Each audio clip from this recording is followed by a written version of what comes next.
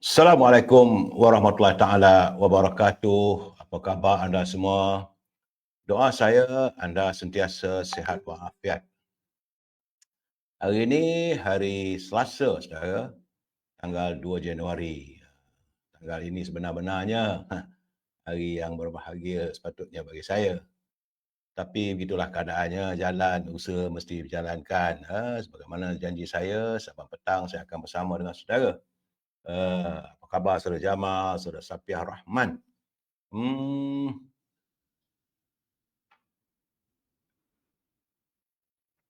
Kita juga saudara Bunga Yan. Selamat petang, Bunga Yan. Hasnah Mak Yasin. Teman kita seorang Azrul Abu Hasan. Apa khabar sahabat? Moga sihat walafiat, doa saya. Bagaimana saya katakan, hari ini tanggal 2 Januari 2024. Sudah pun melangkau hari yang kedua, saudara, tahun 2024. Nur Ali, selamat petang, macam-macam dah mula berlaku. 1 Januari, 2 Januari pun dah ada macam-macam cerita. Mudah-mudahan tahun-tahun ini, Raja Kamal, Raja Bazian, moga sihat walafiat di Sungai Petani. Saya mendoakan supaya tahun ini 2024 berbahagia untuk semua sahabat. Dan jangan lupa saudara, tinggal 70 hari lagi kita akan menyambut sinar Ramadan yang paling mulia yang kita nanti-nantikan. Berdoalah agar kita berkesempatan dapat menikmati syiar Ramadan Al-Mubarak. Saudara Kasusti Ibrahim, saudara. Sebelum saya mulakan bicara, seperti biasa, saudara, ini macam mutiara kata-kata jugalah, saudara. Kerana sebenarnya, saudara, Allah itu membenci orang yang mengira-ngira keburukan orang lain. Dan keburukan diri sendiri pun tak mampu kita kira, saudara. Tapi kita kadang-kadang sanggup melupakan keburukan diri kita dan mengira keburukan orang lain, saudara.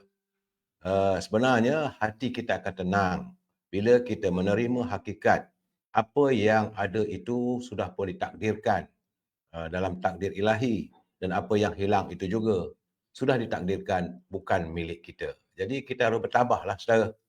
Jangan kita rasa tersinggung. Saudara Bunga Yan, rindu Ramadan. Saya juga amat merindukan kehadiran Ramadan. Saudara Jahabar Ali, apa khabar dari Kuantan, Pahang? Matun, apa khabar? Saudara, sedikit laporan. Alhamdulillah, nampak gayanya jumlah mangsa banjir di 3 negeri. Nampak gayanya di Johor ada meningkat sedikit. Walaupun setakat jam 6 pagi tadi, sudah berkurangan. Saudara. Berdasarkan laporan terkini kejadian banjir seluruh negara yang dikeluarkan oleh Pusat Kawalan Bencana Negara, Agensi Pengurusan Bencana Negara NATMA. Di Pahang, jumlah mangsa banjir dia ada naik sikit kepada 29 orang yang berlindung di PPS di Maran, dan di Temerloh dia berbanding 19 orang di satu pusat PPS di Maran, ya saudara.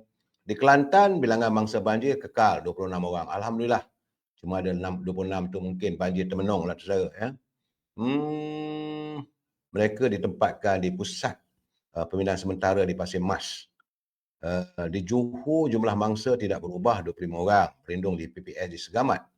Tapi tinjauan di situasi di stesen telemetri Jabatan Pengairan dan Saliran mendapati 2 sungai berada paras bahaya, iaitu meliputi Sungai Golok dan di Pasir Mas yang merekodkan 91 meter. Tapi bagaimanapun trennya lah menurun, saudara. Dan Sungai Arau di Perlis juga nampak gayanya di Arau, saudara, Perlis ada tren meningkat. Berhati-hatilah teman-teman kita di Perlis. Laporan juga menyatakan terdapat 26 jalan masih ditutup akibat bencana banjir, jambatan rosak ataupun runtuh akibat tanah runtuh. Jalan-jalan tersebut ialah Jalan Raya Timur Barat di Kupang, Gerik, di Jeli, Dulu Perak, Jalan Kota Tinggi, Keluang, di Johor, Jalan Bukit Kayu Hitam, Bukit Tangga, di Sintuk, Gubang Pasu. Teman-teman yang melalui jalan tersebut, berhati-hati, mungkin jalan tersebut ditutup untuk semua kenderaan setakat ini. Itulah laporan yang saya dapat laporkan. Tapi sesuatu yang menyentuh perasaan saya tengok anak-anak kita, saudara, yang mereka di rantau panjang, walaupun dengan pakai slipper je, saudara, pakai baju biasa pergi ke sekolah. Hari ini ahli persekolahan dimulakan dan mereka redha lah. Memanglah Kementerian Pendidikan menyatakan bahawa walaupun tiada uniform sekolah, bagi mangsa banjir mereka boleh berpakaian biasa. Tapi bila pakai slipper tu sedih saya tengok saudara. Itu gambaran yang saya dapat lihat yang dilaporkan di kawasan Rantau Panjang, kesan daripada musibah. Baik saudara, itulah yang sedikit laporan. Dan petang ini kita teruskan saudara. Saudara Izzuddin dari Pulau Pinang, Abdullah Edita, padu katanya, hitam pekat katanya. Sir Abdul Ghaffar Hamzah, salam dari Kuantan. Itu juga Joker 88. Baik saudara, seperti biasa saya harus kita menatap saudara, tak tahulah sampai bila boleh habis. Ini cerita ni seronok saudara. Ini saya menatap diary dari penjara yang dicantikkan oleh almarhum Datuk Harun dan dibukukan. Kalau teman-teman mahu mendapatkan buku tersebut, jangan lupa boleh memesan daripada Al-Azhar. Di talian mana Al-Azhar ni, ada sekejap saudara. Boleh telefon Al-Azhar untuk mendapatkan bekalan buku ni saudara. Iaitu um, 011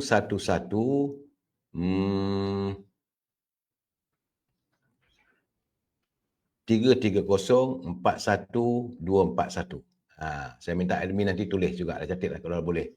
Ya, kalau saudara mahu memiliki buku ini saudara, memang seronok baca. Saya baca pun tak baru ini baru masuk 24.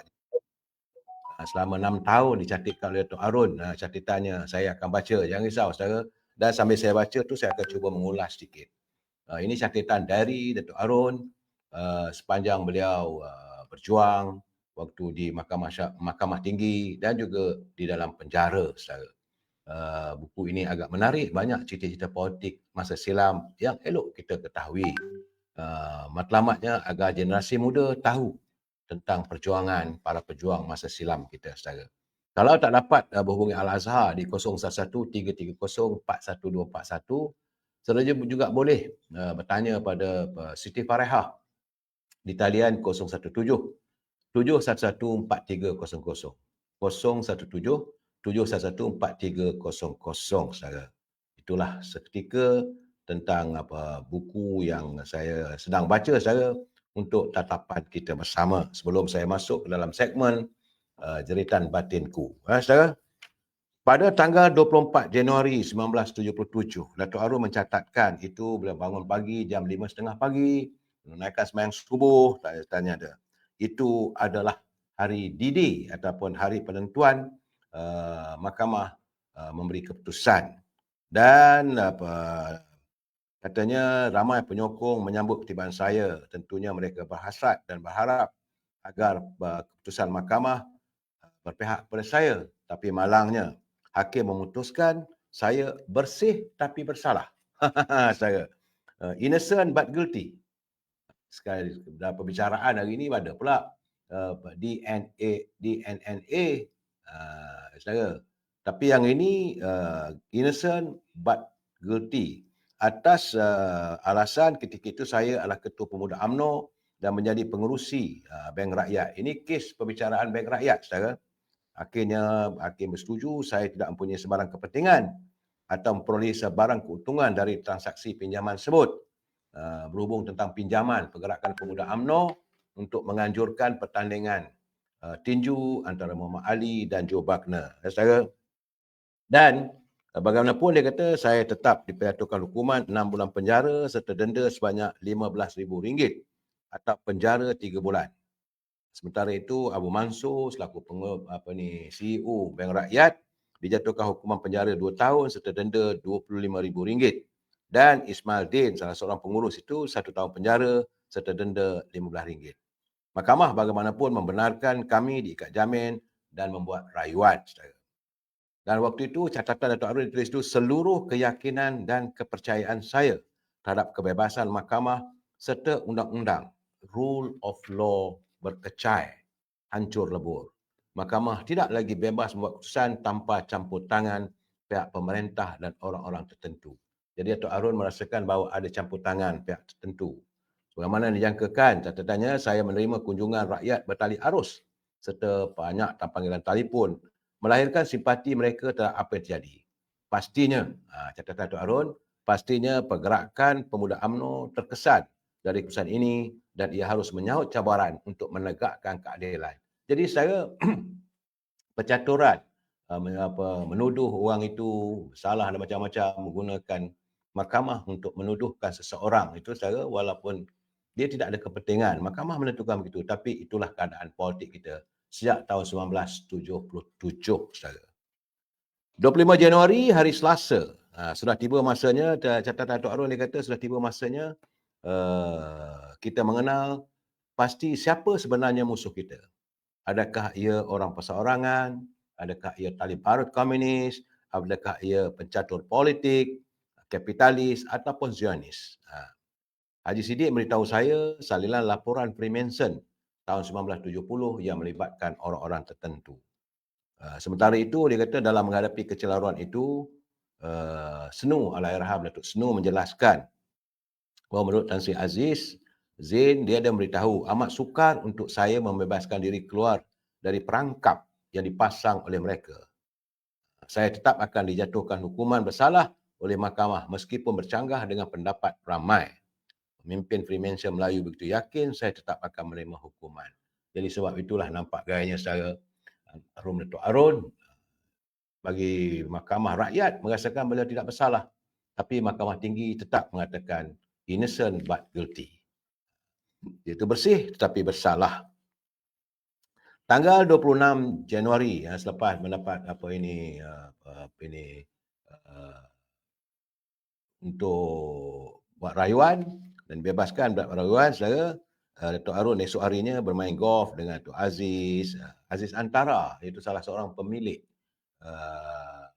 cetakan Melayu yang terbesar di Kuala Lumpur waktu itu. Bangunannya ada di sebelah rumah UMNO. Sekarang dah tak ada dah, bangunan dah dijual. Itulah salah satunya bangunan Pustaka Antara yang terletak di Jalan Tengku Abdul Rahman dekat Cokit saudara. Waktu itu dia kata bahawa ada berlaku sedikit kekecohan di politik di Sabah. Jadi pada 27 Januari Khamis dia mengadakan perbincangan bersama SM dan beberapa orang sahabat berhubung masa depan umat Islam, bangsa Melayu dan negara yang dilihat sedang terancam akibat keruntuhan moral dan akhlak pemimpin. Waktu itu 1977 saudara. Dan waktu itu Datuk Harun menulis, dia kata kerajaan sedang menghadapi krisis oleh tuntutan dan desakan semakan gaji. Jadi artinya saya melihat apa yang berlaku 1977 macam sekarang saudara. Bila ada krisis, maka tuntutan kekitaan kerajaan minta gaji dinaikkan. 28 Januari, hari Jumaat, pertemuan bersama SMN dan teman-teman membincangkan soalan politik dan sikap para pemimpin yang tiada komitmen.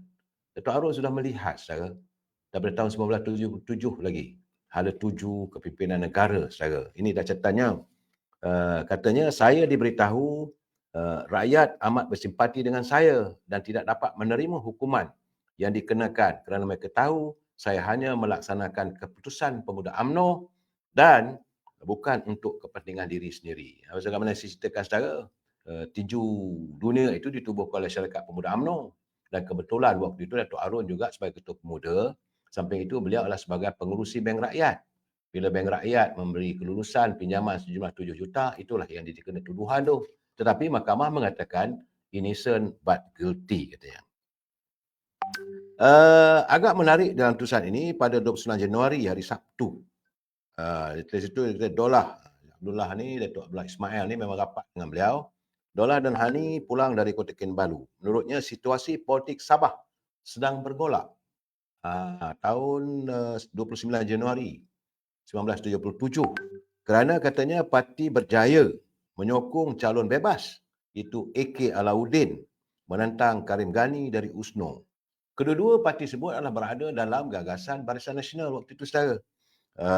Jadi katanya sebagai Musa Hitam sebagai wakil peribadi Hussein On hadir di Sabah tapi tidak mendapat sambutan, tetapi almarhum Tun Ghaffar Baba mendapat sambutan red carpet katanya.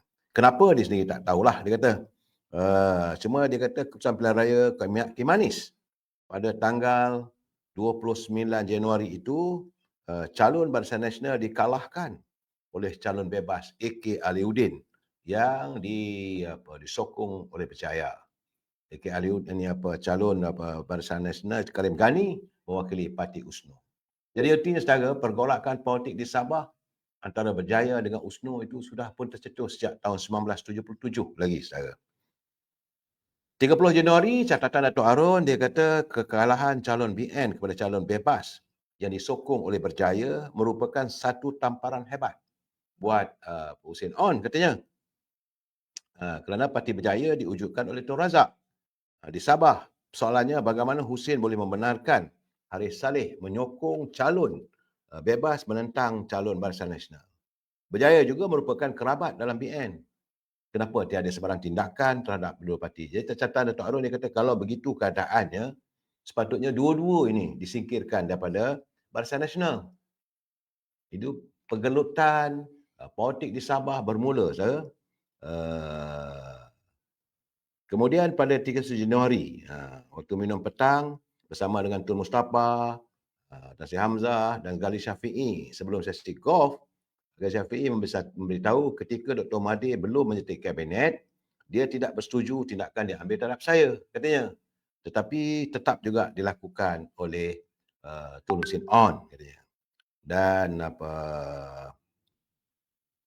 nampak gayanya katanya bahawa menurut Saudara Mat Lazim beritahu, Husin telah mengherdik dan memarahi ibunya, iaitu dan Datuk Mio. Datuk Arun juga adalah seorang pengurus silat, Datuk Mio dari Gayung, kerana meminta Husin menolong saya demi kepentingan pertubuhan seni silat Gayung.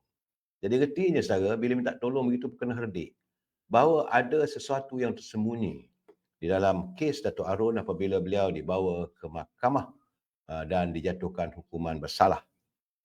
Guilty, innocent but guilty, saudara. Itulah catatannya. Datuk Arun akhirnya dijatuh hukuman dan bermulalah juga perjuangannya untuk dalam rayuan di Mahkamah Tinggi di Kuala Lumpur, Mahkamah Rayuan, saudara. Besok kita sambung lagi, saudara, insya-Allah, tentang bagaimana hari wilayah. Banyak orang tak tahu apa yang berlaku, bagaimana latar belakang wujudnya wilayah persekutuan. Jangan lupa saudara, wilayah persekutuan waktu Datuk Arun jadi Menteri Besar Selangor, Kuala Lumpur masih berada dalam gagasan Negeri Selangor. Tetapi pada tanggal 1 Februari, wilayah persekutuan pun diwujudkan. Saudara, besok kita sambung lagi. Ini apa yang saya dapatkan saya daripada buku ini. Seronok saya membacanya. Kita baca sikit-sikit agar kita faham bagaimana seorang pejuang bangsa kita akhirnya boleh tersembam, jatuh di kaki pengkhianat. Banyak cerita berlaku yang dicatitan oleh Datuk Arun nanti yang kita akan tahu, yang melibatkan antara beberapa pemimpin-pemimpin tertentu yang mereka sebenar-benarnya adalah sahabat karib, tetapi disebabkan oleh unjuran politik antarabangsa, saudara. Jadi Tahir, apa khabar Nurul Kamaluddin, Datuk Arun dengan Datuk Seri Najib Razak, dia kata macam sama aja. Itulah keadaan saya baca ni agak menarik, saudara. Ini perlu kita tengok. Puan Hamidah Ahmad, dia kata area pantai masih tak boleh, ombak tinggi. Betul. Sebab di Jepun tu masih lagi tsunami, saya. Saudara Ismail Muhammad, apa khabar? Pak Malau, soft reminder, penyokong UMNO yang masih kecewa harap jangan sokong PAS. Nanti jadi khawarij. Ini bukan cerita politik saya. Saya membaca catatan ini untuk menggambarkan suasana politik masa silam, 1977. Artinya, krisis politik di Sabah sudah pun berlaku pada 29 Januari 1977 antara Parti Berjaya dan USNO. Dan akhirnya kedua-dua parti tersebut hilang apabila Parti PBS pula menguasai politik di Sabah. Itulah kesan, saudara, kalau kita berbalah sama kita. Baik, saudara, lepas kita sambung daripada buku dari penjara, kita masuk segmen jeritan batinku. Ini cerita agak menarik, saudara, apabila saya panggil nama wanita ini Nita je lah, saudara. Nama samaran, saudara. agak menarik saya. Dia kata bahawa dia menghantar ini kerana dia meminjam telefon bimbit kawannya untuk mencatatkan pengalamannya. Dan dia bertanya, apakah salah dia sebagai isteri minta dekat suaminya untuk perbelanjaan harian. Sebab katanya suaminya culas untuk menanggung nafkah. Dia kata makan pun seminggu sekali je dia bagi kat saya, dia kata. Tapi untuk keluarganya dia bagi hari-hari. Boleh saja nak beli apa saja. Jadi dia kata untuk masak di rumah, usahakan nak masak. Dia kata apa pun tak ada barang dapur, memang tak ada. Walaupun sebiji telur, kata Nita saya. Dia kata dia hari-hari dia terpaksa lah. Sejak dia berkahwin dengan suaminya, saudara, Min, nama sama suaminya Min lah saudara. Nama samaran. Saya tak boleh cerita ini peribadi orang. Tapi untuk perkongsian kita bersama saudara. Katanya dia hari-hari terpaksa kalau nak makan tengah hari, terpaksa pergi rumah mak dia sendiri. Yang sekitar dalam 3 kilometer daripada rumah dia dengan suaminya. Jadi nak beli apa pun kadang-kadang dia kena terpaksa minta dekat abang dia. Malahan kadang-kadang bila dia teringin, mungkin Nita ni mungkin anak dia kahwin gadis lah, anak gadis berusia dalam 20 tahun. Bila tengok coki, coklat, minta suami belikan coklat, kena tengking, kena marah. Dia kata dia bukan minta apa-apa pun, dia bukan nak minta handbag, minta kasut jenama, cuma minta beli barang keperluan. Macam shampoo, deodorant, saudara, pad dia sebagai perempuan. Bukan emas belian. Tapi dia kata bila saya minta saja, maka suami saya akan mengherdik dan mengatakan bahawa saya ini minta yang bukan-bukan. Nita adalah gadis Pulau Pinang, saudara. Mungkin anak mami agaknya, saudara. Ya. Suaminya bukan daripada negeri Pulau Pinang. Nita adalah negeri asal daripada negeri Pulau Pinang dan mereka tinggal di Pulau Pinang. Jadi menurut catatan Nita, dia kata mungkinlah berlainan negeri itu lain budayanya. Tapi yang agak menyedihkan katanya, bahawa suaminya menuduh bahawa anak mami ni kira mengambilkan harta suami dan sebagainya lah. Dia tak minta apa, dia kata. Kadang-kadang dia kata dia tengok minyak wangi suami pun dia pakai. Itu pun kena marah. Kalau pakai shampoo ataupun deodorant suaminya pun kena marah. Itu bukan nak minta beli apa, dia kata. Kadang-kadang saya terliur nak itu, nak ini. Kalau bersuara saja terus tengking, dia kata. Dulu dia bekerja, tapi suami dia suruh dia berhenti kerja. Waktu dia bekerja, dia beli kereta. Bila dah berhenti kerja, macam mana nak bayar duit kereta? Angsuran kereta. Akhirnya kereta terpaksa dia jual. Dan suami dia beli kereta dan tak boleh pakai. Ada kalanya nak bawa keluarganya sakit atau abangnya pergi ke hospital kerajaan pun kena marah dengan suaminya. Jadi dia kata dia tak faham lah dan dia pun tak tahan. Semakin hari dia kata dia semakin stres. Tolonglah kawan-kawan bagi pandangan, dia kata. Memanglah kadang-kadang dia kata bila terdengar kata-kata suaminya, memanglah orang perempuan ni senanglah bila hidup. Bila dah kahwin tu, hari-hari makan suami yang jaga. Apakah wajar seorang suami menuturkan kata-kata begitu, saudara? Jadi dia kata dalam keadaan begini dia tak terjawablah saya dengan kata-kata itu. Jadi dia kata orang bodoh manalah yang mengajar ni, kata. Bukankah isteri itu di bawah tanggungan suami? Dan dia kata lagi satu dia kata dia keluarga dia keluar Pulau Pinang, anak mami saya, tapi itulah diperhinakan. Itu pun dia tak kisah sangat, dia kata. Dia jadi bila dia minta sesuatu, suaminya akan marah, menengking. Barang dapur, barang makanan tidak disediakan. Jadi bila dia pergi makan kat rumah mak dia, kena marah. Jadi apakah nak bagi isteri dia duduk rumah tu dengan tak ada makanan? Jadi tolonglah, dia kata. Dahlah begitu, dia kata. Mulutnya lancang. Asyik mengata bahawa keluarga saya mengikis hartanya dan sebagainya. Sedangkan dia tak minta apa pun, yang dia minta adalah beri barang dapur, beri keperluan harian.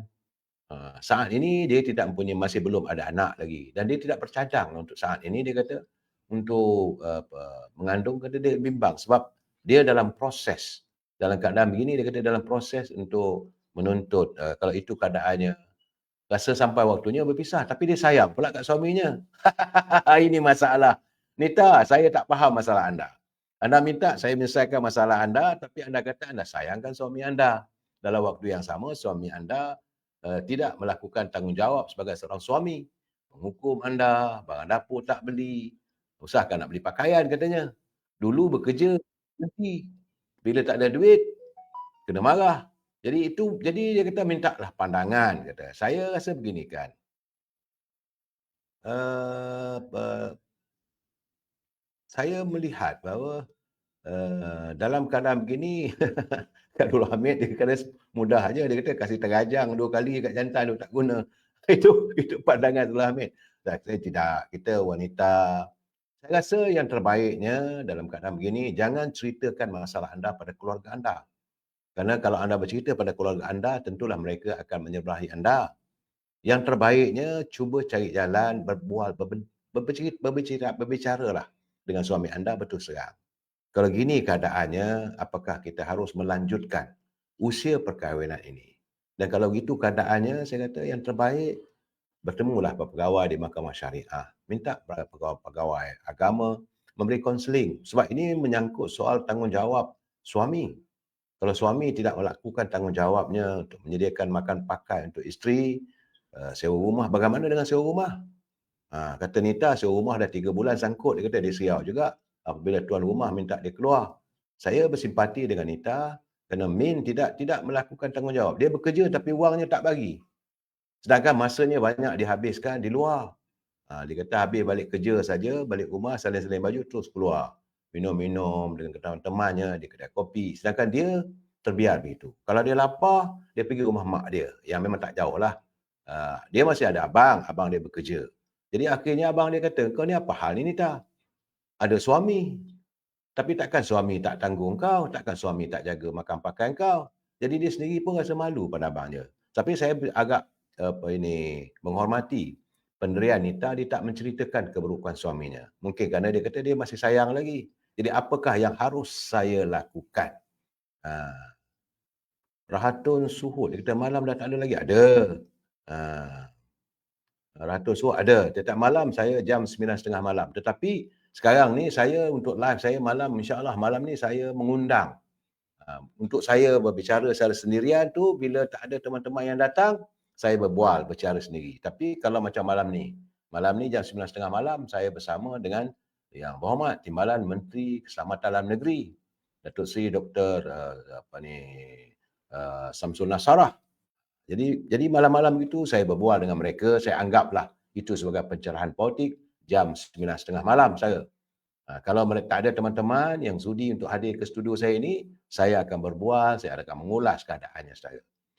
Saudara Fadil Osman, Seri Tahir. Jadi itulah keadaannya ya. Jadi bagi saya lah saya melihat apa yang dialami oleh Nita ni satu benda saya sendiri pun fikir. Kalaulah kita berada dalam kehidupan Nita, tentulah kita juga fikir nak minta cerai, sayang. Nak diteruskan, hidup terseksa. Saya ketawa juga bila nak pakai deodorant ataupun pakai shampoo pun kena marah dengan suami. Sepatutnya berkongsilah, nama lagi perkongsian. Saya yakin mungkin suami ni tidak di counselling. Yang terbaik Nita, berjumpalah pegawai Jabatan Agama Islam supaya mereka dapat memanggil suami Nita untuk menjelaskan tanggungjawab sebagai suami. Saudara Rabudin Pasarat, terima kasih hadir dari Negeri Sembilan. Syukri Syafi'i dia kata, jangan takut jadi janda, dia kata. Mungkin masa depan nanti akan dipertemukan dengan seorang yang lebih baik dari suamimu yang sedia ada. Itu kata Syukri Syafi'i. Mungkin Nita diburu ketakutan ataupun trauma. Nanti kalau jadi janda, orang mengata pula. Sebab Nita masih muda lagi, usia dalam 20-an tahun. Saya ingat 23 tahun, begitu saya. Saudara Abdul Aziz Rahman dari Tanjung Karang. Kata Edi Tahir, ini mesti ibu mertuaku punya hal ni. Itu keadaannya. Terima kasih Cik Ros, kuntum bunga merah untuk saya. Dia kata, Habiri dia kata tahu kahwin tapi tak tahu tanggungjawab. Prak punya jantan. Saya bercerita benda ini saja supaya dapat menjadi pedoman pada kita. Pedoman pada anak muda yang nak mendirikan rumah tangga. Tanggungjawab kita besar. Bukan hanya kahwin, tidur dengan isteri saja. Tidak. Tanggungjawab kita sebab apabila sahaja seorang bapa melepaskan tanggungjawabnya kepada anda yang bergelar suami, maka seluruh tanggungjawab itu harus kita pikul. Jangan pula kita kata, ini keluarga kamu macam Nita ni, dia terpaksa nak makan, pergi rumah mak dia. Saya agak bersimpati. Dia kata Izzuddin dia kata yang paling terbaik jadi janda je lah dia. Izzuddin di Pulau Pinang. Boleh juga bertemu dengan Nita di Pulau Pinang nanti. Mana nak tahu. Ya. Waalaikumsalam Siti Zubaidah Mu'anafiah. Saudara Rashidah Ahmad dari Kota Singapura. Saya lebih berminat mendengar apa komen anda. Bagaimana kita menyelesaikan masalah Nita. Ini jeritan batinku ni saudara, kita berkongsi. Saya memberi pandangan. Pandangan saya pertama sekali, Nita harus berfikir panjang. Siapakah mahu meneruskan kehidupan berumah tangga kalau begitu keadaannya. Apabila suami tidak lagi melaksanakan tanggungjawabnya sebagai suami. Makan pakai. Ini belum lagi mempunyai zuriat, belum ada anak. Bagaimana nanti kalau ada anak nanti, lebih gawat nanti. Yang keduanya, jangan Nita bercerita dengan keluarga Nita sendiri. Yang terbaik, bila suami pergi bekerja, dia pun tak ada meninggal apa-apa makanan. Kan? Sampai telur sebiji pun tak ada dekat dapur. Jadi bertemulah dengan pegawai Jabatan Agama Islam. Mungkin mereka boleh mengadakan kaunseling pada suami Nita. Saudara, Osna Osama dia kata, sayangilah diri sendiri Nita. Buatlah keputusan yang terbaik antara kalian berdua. Jadi buatlah keputusan yang terbaik. Tapi yang paling penting, sayangilah diri sendiri. Jadi kata Amar Family, dia kata ini mungkin perkahwinan tak dapat restu mertua. Mungkin juga. Sebab ini percintaan. Sebab saya nampak dari catatan Nita ni, dia begitu dalam kasih dan sayang pada suami. Dia tak sanggup menghadapi perceraian. Tak nak bercerai. Tapi hidup didera. Macam mana tu saudara? Hidupnya memang sukar. Syukri Syafi'i, Penang kat mana tu? Tak bolehlah saya tak boleh cerita ni. Ini masalah peribadi. Mereka hanya sekadar mau berkongsi saja. Ini betul-betul. Saya setuju dengan Habri, dia kata, ini betul-betul haprak jantan lah ni. Memancing kasih sayang. Jadi kata Saudara Abdul Aziz Rahman, dia kata, kalau ditunggu, masalah berterusan. Jadi kata Saudara Aziz Rahman, pandangan dia terbaiknya jauh kalah. Daripada dia, kalau itu keadaannya, bila sampai keadaan, suasana sebegitu, tiada jalan lain. Perpisahan itu. Memang di satu perceraian ini satu benda yang dibenci oleh Allah SWT, tapi dibolehkan. Tapi bagi saya, yang terbaik, saya punya pandangan, cadangan saya, minta agar pegawai Jabatan Agama Islam memanggil suami Nita supaya mereka dapat mengadakan kaunseling, menjelaskan tanggungjawab suami bagaimana makan pakai Nita. Kata Rabuddin Pasarat, dia kata cubalah seketika. Cubakan seketika katanya. Cuba jiwai kendaknya. Jiwai kendaknya, jadi cuma betul lah. Makan tengah hari tempat sepiru mamak lah. Kata Rohatun Syuhid, lebih baik suami dan isteri pergi kaunseling. Bicara baik-baik dan dengar apa yang diucapkan oleh penasihat. Itu pandangan saya yang terbaik lah saya kata. Jadi, kata Edi Tahir, buatlah keputusan yang terbaik. Jangan pangkah. Edi Tahir, jangan masuk politik Edi. Ini cerita orang kawan Nita ni tengah menjerit batinnya di persimpangan. Jadi kata Syukri Syafi'i, Allah sentiasa memberi yang terbaik pada kita. Saudara, wa'lah. Bagi saya merasakan dalam suasana begini, saya amat bersimpati. Saya amat bersimpati dengan Nita yang dalam keadaan trauma kehidupannya. Nak diteruskan kehidupan, hidup terseksa, makan pakai tidak dijaga, rumah sewa tak dibayar. Dulu dia bekerja, disuruh berhenti kerja. Dulu ada kereta, dia boleh bayar dengan wang gajinya. Jadi suami dia cemburu. Akhirnya kereta dijual, tak ada kereta. Bila suami dia beli kereta atas nama dia, Nita nak pakai, tak boleh. Malah nak bawa abang dia pergi hospital pun kena maki. Tak boleh. Suami balik kerja, mandi, terus keluar. Dia boleh bersukaria dengan kawan-kawan dia, makan sedap-sedap di kedai. Sedangkan isteri di rumah, apa pun tak ada nak dimasak.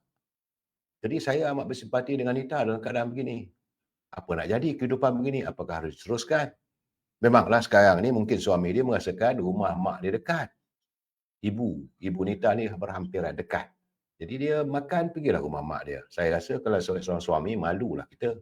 Bila kita berkahwin, isteri kita pergi makan rumah mak kita, mak mentua kita. Saya rasa dalam keadaan begini, teman-teman, saudara Malandi, Mama, Saya rasa dalam keadaan begini yang terbaiklah Nita. Apa nak buat kalau sampai waktunya bila perpisahan itu yang terpaksa terjadi.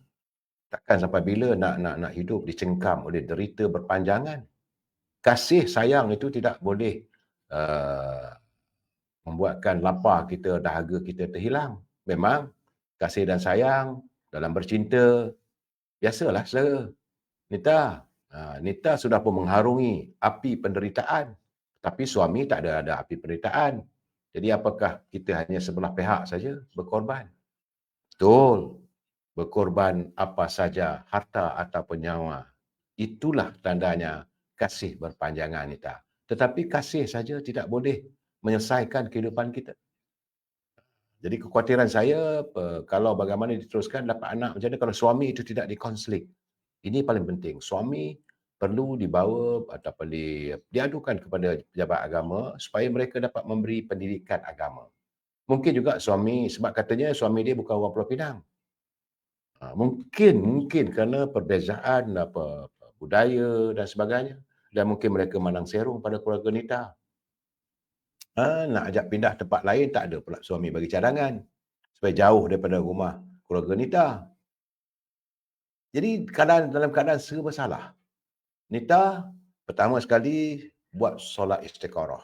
Yang kedua, sentiasa berserah pada Allah SWT bahawa ini juga mungkin merupakan ujian sebagai seorang isteri.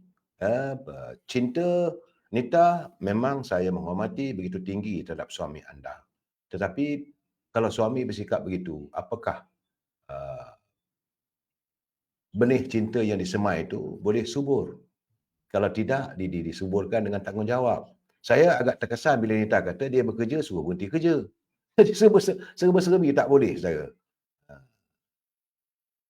Jadi kata Abdul Aziz Rahman, dia kata nak tanya Nita ni lah. Suami ni normal ke ataupun tidak? Satu hal lagi. Kalau dia seorang lelaki sejati, lelaki yang punya tanggungjawab, dia tidak akan melakukan tindakan sebegitu. Jadi kata Puan Hamidah Ahmad, nampak dia macam kutub utara, kutub selatan. Jadi kata Eddie Tahir, dia panah baran, boleh langgar lariu. Itu kalau orang panah baran. Saudara, dalam keadaan begini, saya berterima kasih pada teman-teman yang memberi pandangan, nasihat. Cuma nasihat kita pada Nita, tak lain dan tak bukan, satu saja. Pergilah ke pejabat agama Islam, mohon dengan baik dan kalau boleh, biarlah. Kalau bila balik nanti, kalau suami mengatakan, bagaimana aku kena panggil dengan pejabat agama Islam ni? Kamu tak cerai ke? Betul seranglah. Katakanlah bahawa keadaan begini bang, sayang ke, darling ke, lady ke, apa saja gelaran pun, kalau beginilah keadaan hidup kita, tak ke mana. Saya dah tak boleh meneruskan begini. So saya ingat demi untuk cinta kita, elok kita berbincang dengan pejabat agama Islam. Kalaulah sampai ke perpisahan itu, bercerai-bercerailah. Cuma jangan memikat emosi suami anda. Sebab lelaki ni kadang-kadang dia akan menuduh yang bukan-bukan. Dia akan kata Nita pula nusyuk lah, keluar rumah lah, macam-macam. Orang lelaki boleh membuat macam-macam tuduhan. Saya harap Nita juga harus berhati-hati.